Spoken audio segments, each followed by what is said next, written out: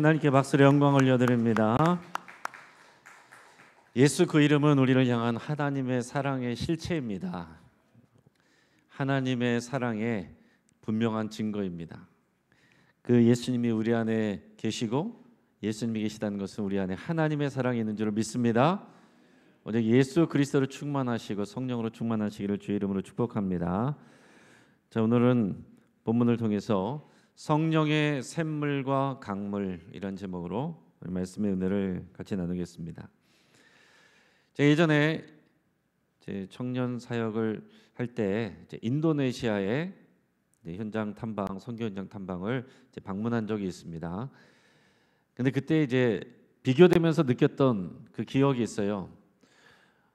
한 군데 어떤 교회를 탐방을 갔는데 그 교회는 이제 거기 현지인들, 인도네시아 현지인들이 있는 교회고 굉장히 좀 시골에 있는 시골 변두리에 있는 그런 교회였습니다. 그래서 뭐 당연히 여름에 갔는데 에어컨도 없고 너무너무 이제 더운 교회였습니다. 그렇지만은 거기서 예배할 때 정말 큰 은혜를 받았어요. 내가 가서 이제 설교도 하고 또 이제 기도도 해드리고 이제 그런 사역을 했는데 그 성도들이 대부분 보면 다 가난한 성도님들이에요. 옷도 그렇게 뭐 귀티나게 입은 사람이 별로 없습니다. 그런데 눈이 반짝반짝거려요. 예배를 사모하는 그 표정이 보이고 기도하고 찬양할 때 정말 목청껏 터져라 그렇게 간절하게 찬양하고 기도합니다. 말씀을 들을 때에 스펀지처럼 빨아들이는 게 느껴집니다. 비록 통역을 통해서 이렇게 좀 불편하게 듣는 거지만은 그 하나님의 말씀을 내게 주시는 말씀으로 그렇게 은혜롭게 잘 받더라 하는 겁니다.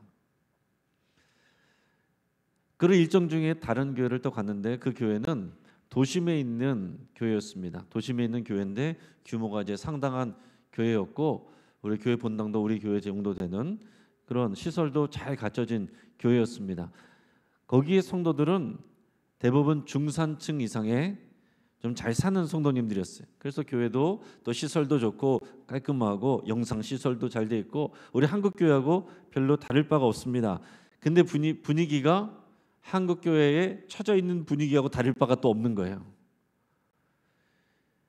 예배를 드리는데 교회 성도들의 표정을 쭉 보니까 기대감이 없어요.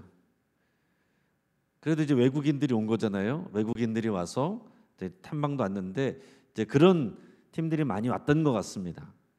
그러니까 이제 성도들의 표정에도 그닥 기대감도 없고 그렇게 크게 뭐 관심 있어 하거나 호기심 있어 하거나 그러지도 않습니다. 앞에서 이제 시작 예배하면서 앞부분에 막 찬양을 하는데 찬양 인도자가 열심히 찬양 인도를 했습니다. 그런데 성도님들이 크게 안 따라 불러요. 조그맣게 웅얼웅얼 거립니다. 앞에서 막 찬양 인도하면서 막 할렐루야 하는데 아멘도 잘 안 해요. 그러니까 앞에서 잠시 멈추더니 그 리더가 찬양 리더가 지금 답답한 마음으로 얘기를 합니다. 지금 외국인 손님도 왔는데 좀 여러분 찬양도 열심히 하시고 아멘도 좀 큰 소리로 좀 하십시오. 근데 별로 크게 달라지지 않았어요. 그 예배도 그냥 끝나고 나갈 때 성도들의 표정도 그냥 들어올 때랑 다를 바 없는 그런 모습으로 나가는 걸 봤습니다. 그 두 교회가 너무 극명하게 비교되면서 정말 교회의 영적인 분위기가 너무나도 다르게 느껴졌습니다. 가난하지만 살아있는 교회, 성령의 역사하고 계심이 느껴지는 교회, 그러나 부유하지만 그러나 침체되어 있는 교회, 사모함이 없는 교회. 여러분 우리는 어떻습니까? 또 여러분은 어떻습니까? 외부에서 온 성도들이 만약에 우리 영신교회로 온다면 여러분들의 표정을 보면서 뭐라고 할 것 같습니까? 저는 가서 굉장히 좀 겸손해져서 왔습니다. 은혜도 받았지만 겸손해져서 왔어요. 한국 교회 정말 많이 부흥했다. 큰 교회도 많다. 이런 자랑이 많지만 그러나 겸손해져서 왔습니다. 교회가 크고 부유하지만 그들만큼 사모함이 있느냐? 눈빛이 반짝거리느냐? 우리가 그런 질문을 가지고 제가 돌아왔더랬습니다. 그건 지금도 마찬가지의 그런 생각입니다. 여러분, 우리는요, 지금 우리가 어떤지보다 더 중요한 것은 우리가 어떤 방향으로 가고 있느냐, 이게 중요한 겁니다. 지금 규모도 좋고 잘 갖춰져 있는데 침체되고 있는 교회가 있어요. 그러나 규모도 작고 경제적으로 어려운데 잘 되어져 가는 교회가 있습니다. 어느 교회가 좋습니까? 잘 되어져 가는 교회가 좋은 거예요. 여러분, 과거가 어떤지 우리가 이것을 소중하게 여겨야 되지만 그거보다 더 중요한 것은 지금 우리의 미래가 어떨 것인지, 이게 소망이 있는 교회가 좋은 교회입니다. 옛날에 좋았는데, 옛날에 잘했는데 그것만 말하고 있으면 그건 침체되는 교회죠. 미래에 소망이 없는 교회입니다. 예전엔 좋았는데 앞으로는 더 좋을 교회, 우리 영신교회 그런 교회 되기를 주의 이름으로 축복합니다. 우리 교회가 그렇다는 것은 저와 여러분이 그렇다는 거예요. 우리의 신앙생활이, 우리의 삶이, 우리의 인생이 예전에 좋았는데가 아니라 지금이 더 좋고 내일은 더 좋을 우리 성도님들, 우리 교회, 이것을 우리가 소망해야 됩니다. 지금은요, 성령의 시대입니다. 신약시대는 성령의 시대예요. 그리고 마지막 때가 다가오고 있습니다. 하나님은 인원수 많은 거에 따라서 여러분 일하시지 않습니다. 기드온의 300용사 얘기도 여러분 잘 아시잖아요. 사람이 너무 많다고 돌려보냅니다. 그래도 많다고 또 돌려보냅니다. 그리고 그 중에서도 깨어있는 사람, 전쟁할 준비가 되어 있는 사람, 그 소수의 사람만을 골라서 하나님의 역사를 이룹니다. 여러분, 우리의 자랑은 숫자에서는 안 됩니다. 그건 하나님이 주시는 거예요. 저는 당연히 숫자도 중요하다고 생각합니다. 우리 영신교회가 숫자적으로도 부흥하고 많아지기를 바랍니다. 그러나 더 중요한 것은 영적으로 살아있는 교회, 영적으로 부흥하는 교회. 외부에서 사람들이 왔을 때도 여기는 교회가 살아있구나, 성령이 역사하고 계시는구나, 이게 바로 느껴지는 교회, 우리 그런 교회가 되기를 바라고 그렇게 되고 있는 줄로 믿습니다. 우리 옆에 있는 분들에게 같이 인사하시면서 우리는 주 안에서 잘 되고 있습니다. 같이 한번 이렇게 인사하겠습니다. 우리는 주 안에서 잘 되고 있습니다. 다시 한번 인사할 때 우리는 성령으로 충만해지고 있습니다. 우리는 성령으로 충만해지고 있습니다. 이 시대에는 두 가지 부흥이 있습니다. A 아니면 B예요. 하나는 죄악의 부흥이 있습니다. 세상은 가면 갈수록 죄악으로 충만해지고 세상으로 충만해집니다. 또 하나는 성령의 부흥이 있어요. 성령으로 충만해집니다. 죄악의 부흥은 죄로 충만한 것이고 성령의 부흥은 성령으로 충만한 겁니다. 이 두 가지 흐름이 동시에 진행되고 있다 하는 겁니다. 개인도 그렇고요, 교회도 마찬가지입니다. 그래서 우리는 당연히 어떤 교회가 되어야 되겠습니까? 성령으로 충만한 교회, 살아있는 교회, 살아나는 교회, 살리는 교회. 영신교회만 가면 죽었던 사람들도 살아나고 회복되고 일꾼이 되어서 다른 사람들을 살리는 그런 사람이 되는 교회, 살아나는 교회, 살리는 교회, 이게 하나님의 꿈이고 비전입니다. 멀쩡한 사람이 갔는데 마음이 다치고 상처받고서 떠나간다, 그거는 없는 이만 못한 교회가 되는 거죠. 예전과 오늘이 변화가 없다, 침체된 교회입니다. 예전에 좋았는데 지금은 그만하지 못하다, 그것도 침체되고 있는 교회죠.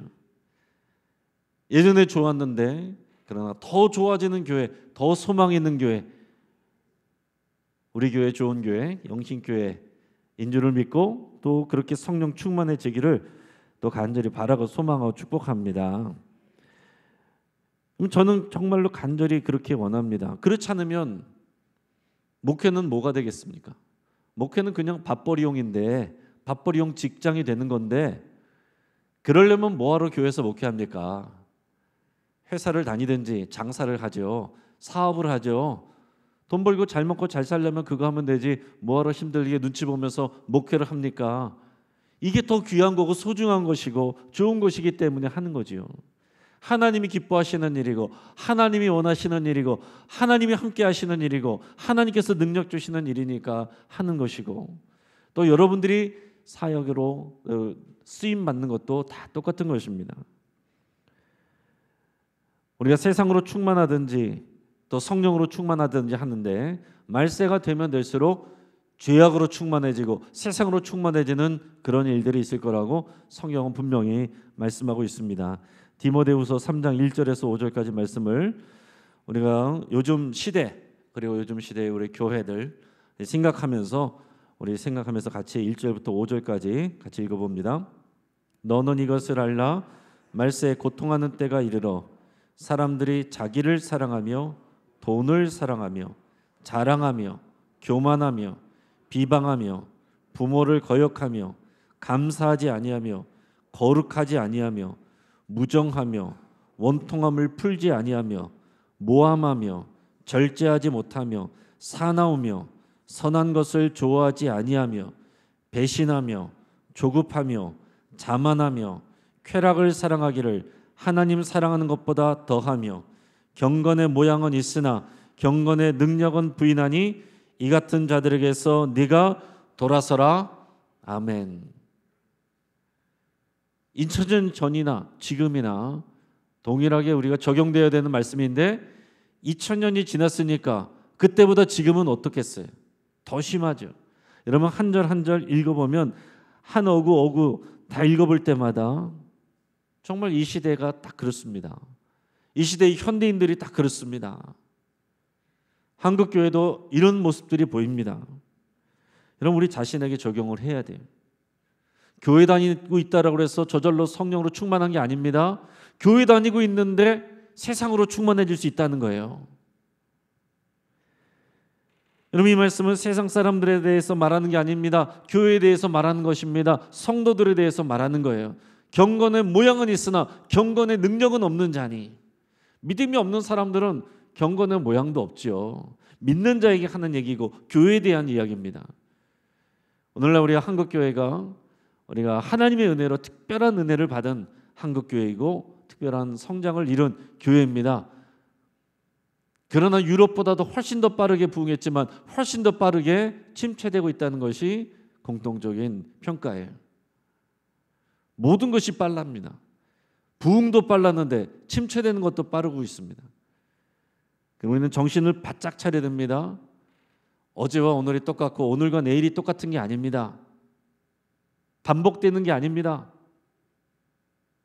내일 만나. 그런데 갑자기 차가 달려와서 하는 순간에 세상 끝날 수 있어요.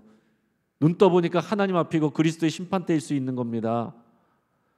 우리는 두렵고 떨리는 마음으로 오늘 하루하루를 마지막 날인 것처럼 그렇게 살아야 돼요. 그러면서도 우리에게 허락하신 날과 내일을 사모하고 소망하면서 성령으로 충만한 나, 성령으로 충만한 교회, 성령으로 충만한 하나님의 나라를 만들어가는 우리, 여러분 이것을 우리가 꿈꾸면서 우리가 살아가야 된다는 것입니다. 또 한 번 반복되는 수요 예배가 아니라 오늘 새롭게 역사하시고 새롭게 부어주시는 오늘 놀라운 오늘 그런 시간, 그런 날이 되기를 주의 이름으로 축복합니다. 여러분 교회는 어때야 됩니까? 우리가 세상으로 충만해지면 안 됩니다. 그러나 우리는 선교적인 교회여야 되고 세상으로 침투해야 됩니다. 세상 속의 교회가 되어야 되는 거예요. 세상과 담을 쌓고 사는 교회는 교회의 의미가 없습니다. 세상 속으로 들어가서 세상의 소금이 되고 세상의 빛이 되는 교회, 그러기 위해서는 선교적인 마인드가 되어야 되고, 오늘 이 시대에 사도 바울과 같이 헬라인에게는 헬라인처럼 유대인에게는 유대인처럼 우리가 복음의 그런 유연성이 있어야 됩니다. 그들의 문화를 읽고 그들의 말로 그들에게 다가갈 수 있어야 돼요. 그러나 세속화되어서는 안 됩니다. 이거를 헷갈려 버리면 안 되는 거예요. 세속화되고 있는데 우리가 세상과 담을 허물고 있다 이러면 안 된다는 거죠. 세상과 담을 허물고 있는데 그걸 보고서 세속화되고 있다 그래서도 안 되는 것입니다. 여러분 바다에서 잡은 생선을 먹을 때 나중에 소금을 치고 양념을 합니까 안 합니까? 하죠. 평생 소금물에 짠물에 있었는데, 그러나 그 몸에 짠물이 배어 있지 않기 때문에 우리가 소금을 치고 간을 하는 거예요.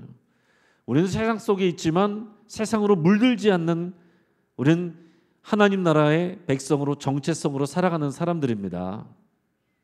그 하나님 나라의 능력을 가지고 들어가서 세상 속에서 영향력을 미치는 거예요. 그게 없으면 어떻게 됩니까? 맛있는 소금처럼 돼서 사람들의 발에 밟힐 뿐입니다. 빛은 있는데 우리는 주님이 빛이라고 말하고 예수님이 빛이라고 그랬는데 등경 아래 말 아래 숨겨가지고 사람들이 보지를 못하면 그게 무슨 소용이 있냐고요. 예수님이 이미 다 하신 말씀입니다. 우리는 세상으로 들어가서 세상의 소금과 빛이 되어야 되고 성령의 능력으로 우리가 살아가야 되는 거예요. 여러분, 이 시대, 이 세상은요, 당연히 점점 더 죄로 충만해지고 있습니다. 지금 산업혁명, 과학혁명, 지금 4차 산업으로 들어가면 갈수록 기술이 발전하고 과학이 발전할수록 죄로 더 충만해집니다. 지금 우리는 집에서 집전화 쓰다가 공중전화 쓰다가 시티폰 쓰다가 PPE 쓰다가 지금 다 핸드폰 쓰잖아요. 여러분, 이 한 세대 안에 이런 놀라운 급격한 변화가 있는데 지금 더 나가서 현재는 과학기술들이 엄청나게 발전을 해서 이제는 VR 기술, 가상현실이 현실인 것처럼 구현해내는 그런 기술들이 많이 발전했고요. 또 이제는 인공지능으로 또 활용해서 인간의 이미지를 합성해서 그 사람이 말하고 행동하는 것처럼 영상도 만들어냅니다. 그런 것을 딥페이크 기술이라고 그래요. 여러분, 이렇게 최첨단 기술을 가장 활발하게 지금 이 시대에 사용하는 분야가 어딘 줄 아십니까? 포르노 산업이에요. 최첨단 기술을 제일 잘 활용하고 제일 먼저 활용하는 데가 포르노 산업이에요. 여러분, 기술이 발전한다고 해서 지식이 많아진다고 해서 사람들이 선해지는 게 아닙니다. 점점 더 악으로 달려가는데 힘을 받아요. 예전에는 청소년 때 어쩌다 노는 애들이나 좀 야한 사진 갖고 오면은 그런 거 구경하고 다른 애들은 옆에서 구경 이렇게 어깨 너머로 구경하고 그런 정도였지만 지금은 초등학생도 집에서 핸드폰으로 다 포르노 봅니다. 학교 가서 학교 교실에서 아이들끼리 모여서 포르노 봅니다. 상상할 수 없는 일들이 지금 이 시대에 일어나고 있어요. 예전처럼 하고 있어서는 자연스럽게 사람들은 다 죄악으로 충만해지고 교회도 세상으로 죄악으로 충만해지게 돼 있습니다. 세상이 죄악으로 충만해지는 것 이상으로 우리가 성령으로 충만해지지 아니하면 세상을 이길 수가 없어요. 그러나 동시에 이 성령 시대에 성령의 부흥의 역사와 물결이 있는 겁니다. 마가의 다락방의 오순절 성령 강림 사건 이후에 이 시대는 성령의 시대이고, 여러분 제자들을 보십시오. 십자가 달리신 예수님 봤을 때 절망했습니다. 부활하신 예수님 봤을 때 소망을 가졌습니다. 성령으로 충만해졌을 때 담대하게 주님의 증인이 되어서 세상 속에 나가서 세상을 바꿨어요. 여러분, 이것이 성령 시대의 그리스도인의 마땅한 모습입니다. 우리 주님이 그렇게 부르시는 거예요. 공부 많이 한 사람 부르시는 것이 아니고 순종하여 성령 충만할 사람을 부르시는 겁니다. 그 예수님의 사람이라는 말의 다른 이름은 성령의 사람이에요. 이건 어떤 특별한 사람들이 아닙니다. 우리 모두에게 약속하신 하나님의 말씀이에요. 그 이후에 많은 성령의 역사들이 이 역사 속에서 있어 왔습니다. 초대교회의 역사 속에서 그런 성령이 많은 역사가 있었고, 이 사도행전 우리가 최근에 했지만은 그런 역사 속에 핍박 속에서 성령의 역사로 선교가 더 활발하게 일어났습니다. 그래서 결국은 로마와 그 제국의 밑에 있는 모든 나라들이 결국에는 국교화되는, 기독교 국가가 되는 이런 놀라운 하나님의 역사가 일어났습니다. 근데 그 다음에 역사가 어땠어요? 교회가 힘이 있어집니다. 돈이 많아졌습니다. 그러니까 교회가 침체됩니다. 그래서 중세 시대 그때를 암흑기라고 얘기해요. 여러분, 교회는 힘이 있고 돈이 있을 때 침체돼요. 왜 그런지 아십니까? 성령님을 의지하지 않고 하나님을 의지하지 않고 돈과 권력과 기득권을 사랑하고 거기에 침착하기 때문에 그런 겁니다. 그러다가 종교개혁을 통해서 다시 성령의 부흥의 역사가 일어났습니다. 그러면서 18세기에 존 웨슬리, 조지 필드, 조나단 에드워즈 이런 하나님의 성령 충만한 사람들과 그런 리더들, 그런 목사님들을 통해서 복음 전도자들을 통해서 특히 미국과 영국에서 강력하게 성령의 부흥 운동이 일어났습니다. 그리고 20세기 1900년대부터 10년 동안 전 세계적으로 성령의 부흥의 역사들이 일어났습니다. 미국에도 일어났고 인도에도 유럽에도 남미에도 그리고 우리 한국에도 특히 평양 땅에 이런 성령의 부흥의 역사가 일어났습니다. 어쩌다가 한 곳에서 일어난 역사가 아니고 그 시대에 여기저기에서 그런 성령의 흐름이 있었고 역사가 있었다는 거예요. 현재도 마찬가지입니다. 여러분, 교회에 미래가 없고 소망이 없다고 여러분 생각하십니까? 교회의 현실들, 줄어가는 교인들, 재정들, 사람들 그런 거 바라보면서 이제 교회의 시대 끝났다 이렇게 생각하는 사람들 많이 있습니다. 그러나 여러분, 우리가 기억해야 될 것은 하나님은 언제나 소망이 끊어진 그 자리에서 일하셨어요. 멸망하고 패망하고 무너지고 흩어지고 핍박받고 그런 속에서 성령님이 강력하게 역사하셨고 그런 속에서 하나님의 나라가 성장해 갔습니다. 이게 하나님의 원리예요. 왜요? 가난해야 힘이 없어요. 핍박받을 때 하나님 앞에 엎드리거든요. 우리가 그렇습니다. 내 돈이 조금 있으면 돈을 의지합니다. 힘 있는 사람이 있으면 사람을 의지합니다. 지팡이만 있어도 하나님 의지하지 않고 지팡이를 의지합니다. 그게 사람이에요. 절대적으로 하나님 앞에 엎드려서 우리가 성령의 인도하심을 구하고 성령의 충만을 사모하고 순종하는 그곳에 하나님의 역사가 있습니다. 지금도 마찬가지입니다. 여러분, 한국교회 위기라고 말하고 또 어렵다고 얘기를 해도 여러분 그것을 우리가 현실은 현실대로 우리가 정확하게 받아들이되 그러나 그 속에서 낙심할 필요가 없는 것이 그 상황 가운데서 우리 하나님께서 역사하시고 우리가 교회가 어려워질수록 조건이 연약해질수록 성령의 부흥과 충만의 역사가 일어날 그런 일들이 많기 때문에 우리는 소망을 가질 수가 있는 겁니다. 그러니까 여러분, 눈앞에 보여지는 현실만 바라보면서 거기에 안주하지 마시고 성령의 부흥의 역사를 주목하고 사모하시기를 주의 이름으로 축복합니다. 여러분 깨어 있으시기 바랍니다. 때가 악하다라고 그랬습니다. 주님이 오실 때가 가까워오고 있습니다. 이런 미국도 1906년에 부흥운동이 일어났었는데 미국 LA에 아주사라고 하는 이름의 거리에서 성령 부흥운동이 일어났어요. 그러면서 이것이 미국의 영적인 판도를 바꿔놨습니다. 우리가 지금 미국 교회 우습게 하는 분들도 많이 있지만 여전히 미국에 또 부흥하고 새롭게 부흥하는 교회들도 많이 있습니다. 그런 교회들의 특징은 뭐냐? 이런 전례적인 전통적인 모습보다는 또 성령 충만을 사모하고 뜨겁게 찬양하고 그리고 소그룹으로 그 사랑을 나누고 교제하는 교회, 그런 교회 성령의 역사가 일어나고 부흥합니다. 원리는 다 똑같아요. 우리가 그대로 하느냐 안 하느냐 그것만 남아있는 것입니다. 유럽에도 동시대에 성령 부흥 운동이 일어났었습니다. 그런데 유럽의 교회들은요 그런 성령의 역사를 보고도 거부했습니다. 그냥 별거 아닌 일로 이렇게 치부를 했어요. 20세기 초에 영국에 있는 웨일즈와 스칸디나비아 반도의 여러 나라들에서도 성령의 역사가 강하게 일어났었는데 그 유럽의 교회들이 그것을 귀하게 여기지 않았습니다.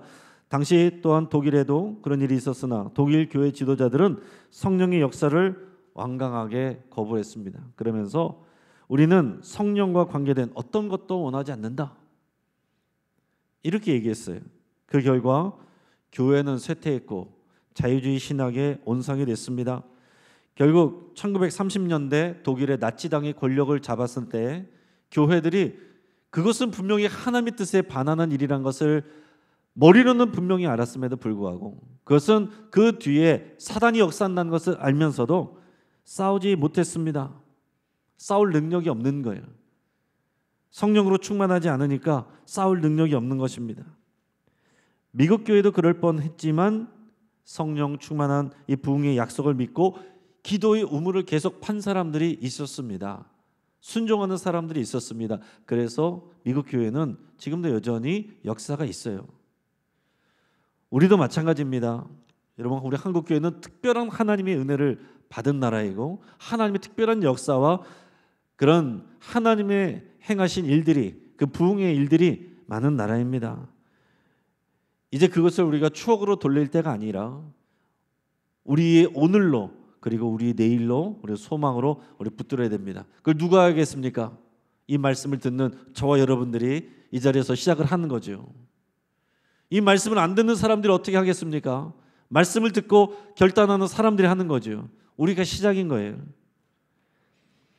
여러분, 우리는 오해할 수 있는데 성령 충만한 성도가 있고 죄악 충만한 성도가 있다라고 했을 때 많은 사람들은 그렇게 말할 수 있습니다. 나는 중간이다. 나는 성령 충만하진 않지만 그렇다고 죄악 충만하지도 않다. 그게 오해라는 거예요. 상태는 조금 다를지 몰라도 내가 성령 충만으로 나가지 아니하면 자연스럽게 세상으로 충만해지게 있고, 그러다 보면 죄악으로 충만해지게 돼 있는 겁니다. 하나님께 집중하지 않고 등 돌리고 있으면, 세상을 의지하고 세상 바라보고 있으면 그게 세상이 충만해지는 거예요. 내가 특별히 범죄하지 않아도 하나님을 떠나 있는 것, 그것이 범죄이고 죄악이고 죄악으로 충만해지게 돼 있습니다. 하나님의 말씀의 방식으로 반응하지 않고 세상적인 방식으로 내 혈기와 내 자존심과 내 습관대로 한다는 거예요. 그게 세상 충만한 모습이고 죄악으로 충만해지는 모습입니다. 부단히 우리가 깨어지고 회개하고 사모하고 엎드려 기도하고 그래야만 우리가 성령으로 충만한 모습으로 나가는 것이지, 가만히 있으면 저절로 세상 충만해지고 죄악으로 충만해지는 것을 여러분 생각하시고 아셔야 돼요. 우리 성령의 역사는 두 가지로 표현할 수 있는데, 샘물 같은 역사가 있고 강물 같은 역사가 있습니다. 우리 샘물 같은 역사, 요한복음 4장 13절 14절 우리 같이 한번 읽어보겠습니다. 예수께서 대답하여 이르시되 이 물을 마시는 자마다 다시 목마르려니와 내가 주는 물을 마시는 자는 영원히 목마르지 아니하리니 내가 주는 물은 그 속에서 영생하도록 솟아나는 샘물이 되리라. 아멘. 여러분, 예수님의 구주로 영접하면 이 죄사함의 은총을 받습니다. 하나님의 자녀가 됩니다. 이것이 샘물과 같은 성령의 역사예요. 성령님이 우리 안에 내주하고 계십니다. 그런데 우리 예수님은 강물 같은 성령의 역사에 대해서도 말씀하셨습니다. 요한복음 7장 37절 38절 같이 읽겠습니다. 명절 끝날 곧 큰 날에 예수께서 서서 외쳐 이르시되 누구든지 목마르거든 내게로 와서 마시라. 나를 믿는 자는 성경의 이름과 같이 그 배에서 생수의 강이 흘러나오리라 하시니. 아멘. 여러분, 성령의 역사를 강물에 비유하고 있습니다. 샘물이나 강물이나 둘 다 물이에요. 같은 성령입니다. 그러나 분량이 다르고 역사하는 차원이 다릅니다. 내가 구원을 받는 데는 샘물 같은 성령의 역사만 있으면 됩니다. 그건 자동으로 됩니다. 예수님을 믿으면 성령님이 우리 안에 들어와 계세요. 그러나 강물 같은 성령 충만의 역사는요, 그 역사하는 범위가 나를 변화시킬 뿐만 아니라 공동체를 변화시키고 더 나아가서 도시를 변화시킵니다. 그게 부흥이에요. 여러분, 개교에 사람 많아지는 것 우리도 그렇게 부흥이라고 표현하지만 정말로 성령으로 충만해진 성도와 교회가 도시를 바꾸는 것, 그 도시의 흐름과 분위기가 바뀌어버리는 것, 이게 하나님이 역사하시는 그런 성령의 부흥입니다. 그게 역사예요. 우리가 사모해야 될 것은 이런 성령의 역사고 성령의 충만입니다.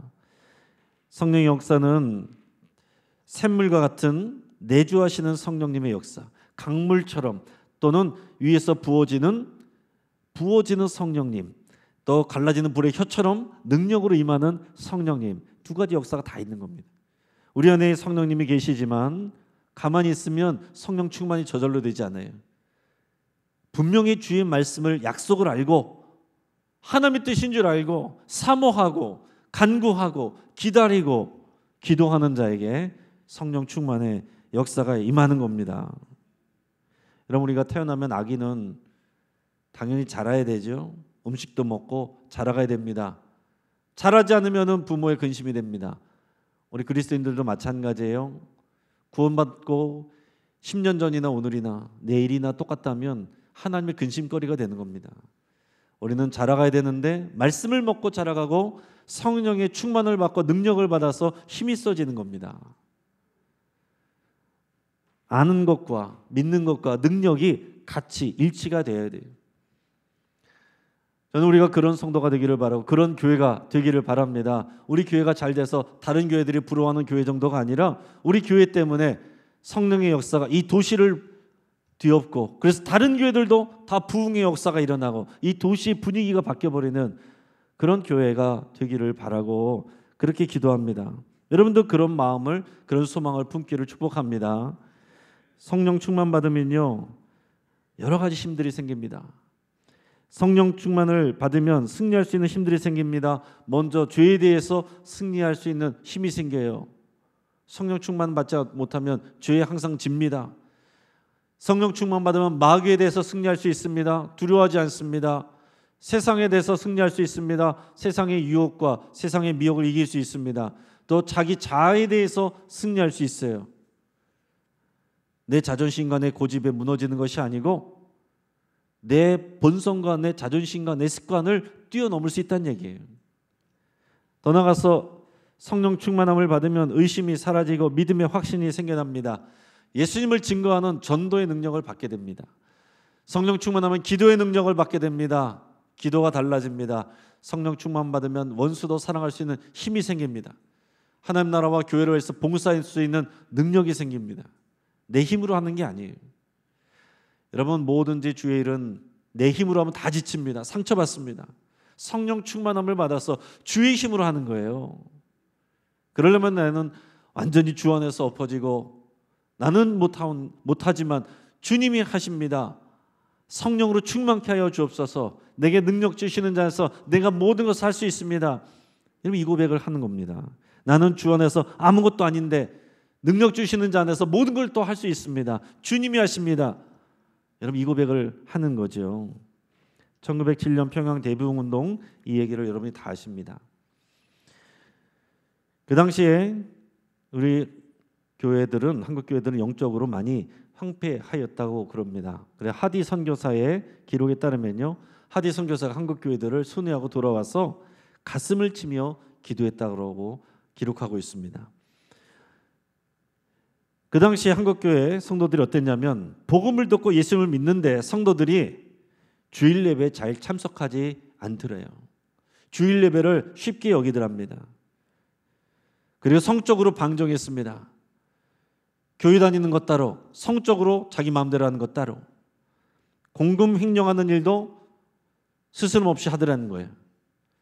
교회에서는 경건한 모습으로, 밖에 나가서는 자기 이익을 위해서 사람들에게도 그 갑질하는 모습으로 그렇게 살더라는 겁니다.